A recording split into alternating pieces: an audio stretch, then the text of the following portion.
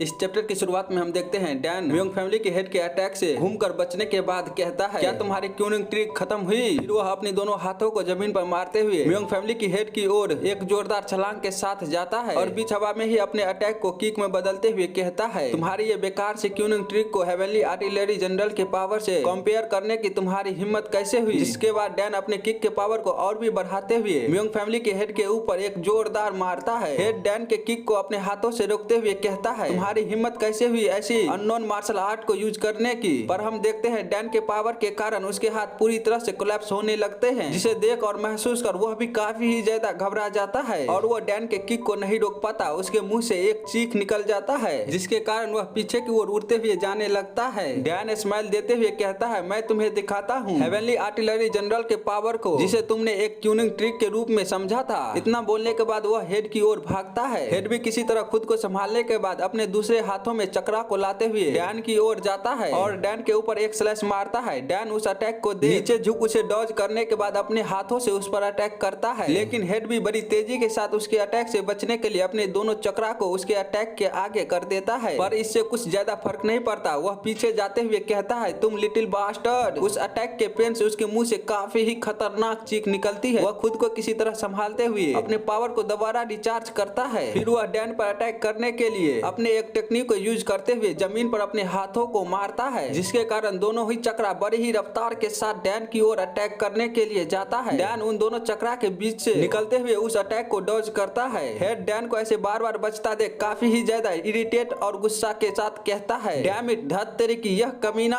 फिर वह अपने पावर को दोबारा यूज करते हुए दोनों चक्रा को अपने पास बुलाता है, जिसके फलस्वरूप हम देख पाते हैं वह चक्रा डैन के पीछे से आते हुए डैन की बॉडी को कई टुकड़ों में बांट देता है। हेड डैन की बॉडी को ऐसे टुकड़ों में बंटता देख हंसते हुए कहता है, हाहा, तुम अपने छोटे छोटे चालों पर बहुत भरोसा करते हो ना, अब देखता हूँ तुम कैसे बचते हो। पर थोड़ी ही देर बाद उसकी खुशी गायब हो जाती है, क्योंकि डैन अपनी बॉडी को दोबारा रिकंस्ट्रक्ट करते हुए कहता है, द रिमेन्स ऑफ फॉर्म। क्या डैन अपनी बॉडी को इतनी जल्दी रिकंस्ट्रक्ट करने के बाद हेड पर अटैक करता है कि हेड को कुछ भी समझ नहीं आता। वह बस डैन को ऊपर से अटैक करता हुआ खामोशी से देख रहा था। डैन ऊपर से ही उस पर एक बीम का अटैक करता है, जिसे वह अपने हाथों से रोकने के बाद कहता है, तुम छोटे कमीने कहीं के। और वह उसी समय डैन पर अपने चक्रा से अटैक करता है। डैन उस अटैक से बचने के लिए पीछे हटता है और नीचे उतरने के तुरंत बाद अपने दोनों हाथों के बीच एनर्जी लाते हुए कहता है, हेवनली आर्टिलरी जनरल का फोर्स। वह वही नहीं रुकता, वह अपनी पावर को और भी ज्यादा बढ़ाते हुए अपनी दूसरी टेक्निक को उसमें मिक्स करते हुए कहता है, द डिस्ट्रक्शन ऑफ 10 फिंगर्स। वह उस टेक्निक को यूज करते हुए हेड के हाथों के अटैक को डॉज करते हुए उसके हाथों को किसी सांप की तरह लपेटने लगता है, जिसके बाद वह अपने पंजे को उसके हाथों में धंसाते हुए उसकी हाथों को पूरी तरह से कोलैप्स करने लगता है, जिसके कारण बेचारे हेड को काफी ही ज्यादा दर्द होता है। वह काफी ही जोर जोर से चिल्लाने लगता है, क्योंकि उसके हाथ तो टूटते ही हैं, उसके साथ ब्लड और मांस भी उसके पूरी तरह से सूखने लगा था उस अटैक की वजह से। जब डैन उसके हाथों को छोड़ता है तो उसके हाथों के पूरी तरह से मांस और ब्लड सूख गया था, जिसके बाद डैन थोड़ा पीछे हटने के बाद दोबारा उस पर अटैक करता है। हेड अपने दूसरे हाथ को आगे करते हुए डैन के पंजे को रोकता है, पर उसका दूसरा पंजा भी पूरी तरह से कोलैप्स होते हुए उसकी पूरी हाथ को कोलैप्स करने के साथ उसकी बॉडी तक को कोलैप्स करने लगता है, जिसे देख वह काफी ही ज्यादा डर जाता है। डैन के अटैक में मात्र इतना ही नहीं था, उसके अटैक में एक बीम टाइप एनर्जी भी थी, जो कि उसके पंजे से होते हुए हेड के बगल से निकलता हुआ उसके पीछे की पूरी जगह को डिस्ट्रॉय कर देता है, जिसके कारण वह बिना डरे काफी ही ज्यादा गुस्सा होता है डैन पर। फिर वह अपनी बॉडी को दोबारा रिकंस्ट्रक्ट करते हुए डैन की ओर एक डरावना लुक देता है, पर डैन दोबारा अटैक करते हुए बिना कोई समय गवाए कहता है, the heavenly artillery general force thunder QI. वो अटैक दोबारा हेड के पीछे एक बहुत बड़ा ब्लैक होल जैसा होल कर देता है। डैन को देखते हैं जो बिल्कुल ही एक खतरी लुक देते हुए डेविल लग रहा था। हेड को भी महसूस हो जाती है डैन की असली पावर, क्योंकि वह अटैक उसके बगल से जाने मात्र से ही उसकी बॉडी के अंदर के पार्ट को हिलाकर रख दिया था। उसकी आंखों तक से ब्लड निकलने लगता है। डैन हेड की इस बुरी हालत को देख एक स्माइल देता है, जिसके बाद सीन कट होकर हम दोबारा देखते हैं गुसियोंग और चोल मोरिन को, जो कि एक दूसरे पर अटैक कर रहा था। पर इस बार चोल मोरिन गुसियोंग पर भारी पड़ रहा था। चोल मोरिन कहता है, म्योंग गुसियोंग, तुम मेरे रूथलेस लाइन स्लैश से ओवरपावर कर दिए गए हो, लेकिन फिर भी तुम मेरे 3 मैग्निफिसेंट के पोजीशन के ऊपर क्वेश्चन उठाने की हिम्मत करोगे? गुसियोंग गुस्से से दांत पीसते हुए कहता है, चोल मोरिन तुम बास्टर्ड। फिर वो अपने विंड अटैक के साथ चोल मोरिन की ओर जाते हुए कहता है, मुझे लगता है मैं जरूर तुम्हारा सर काट डालूंगा। लेकिन उसी समय उन दोनों को भी एक आवाज सुनाई देता है जो कि होता है heavenly artillery general force thunder QI. वो दोनों जब उस ओर देखते हैं तो काफी ही ज्यादा घबरा जाते हैं क्योंकि वह अटैक हेड के पीछे की पूरी जगह को डिस्ट्रॉय करता हुआ उन दोनों की ओर आ रहा था। वो दोनों भी उस अटैक से बचने के बाद जब पीछे देखते हैं तो वहाँ बड़ा सा होल होने के अलावा और कुछ नहीं बचा होता है। चियोलमोरिन घबराते हुए कहता है यह भयानक पावर कैसी है। गुसियांग भी उसे देख कहता है क्या यह हो सकता है, लेकिन जब वह हेड की ओर देखता है तो हेड उस अटैक के बीच में बिल्कुल ही ठीक खड़ा था। वह हेड का चिंता करते हुए कहता है फादर। हेड को देखते हैं जो अभी भी अपनी आधी बॉडी के साथ खतरी लुक में खड़ा था, लेकिन कुछ भी हो वह भी डैन की इस अटैक के पावर को महसूस किया था। वह पीछे देखते हुए सोचता है अभी अभी हुआ क्या, यह क्या था इतनी पावर। जब हम उस जगह को थोड़ा पास से देखते हैं तो जहाँ पर पहले कैसल था वहाँ पर अब कुछ भी नहीं बचा था। फिर वह अपने हाथों को देख थोड़ा घबराते हुए कहता है क्या यह शॉक की वजह से है। मैं अपने इंटरनल इंजरी का सीमा पता नहीं कर पा रहा हूँ, लेकिन अगर मैं इसे अपने क्यूआई के साथ सहन करता हूँ। उसी वक्त डैन कहता है यह तुम्हारे लिए बेहतर होगा कि तुम अभी रुक जाओ। हेड उसकी ओर देख कुछ भी नहीं कहता। डैन उसकी ओर देख दोबारा कहता है अगर तुम बस थोड़ा सा और जीना चाहते हो तो अभी समय है, रुक जाओ, क्योंकि जैसे ही तुम इस स्थिति में अपनी क्यूआई का उपयोग करोगे उसी समय तुम अपनी जीवन को खो दोगे। हेड डैन की ऐसी बातों को सुन गुस्से में अपनी दांत को पीसते हुए कहता है तुम एरोगेंट लिटिल बास्टर्ड। फिर वह किसी आम खरूस बुढ़े की तरह चिल्लाते हुए कहता है ऐसी बातें मत करो जैसे कि फाइट खत्म हो चुकी है, यह इस फाइट की बस शुरुआत है। फिर वह अपने हाथों में डैन के मना करने के बाद भी क्यूआई डालते हुए कहता है तुमने कहा था कि अगर मैं अपनी क्यूआई का प्रयोग करता हूँ तो मैं उसी समय मर जाऊंगा।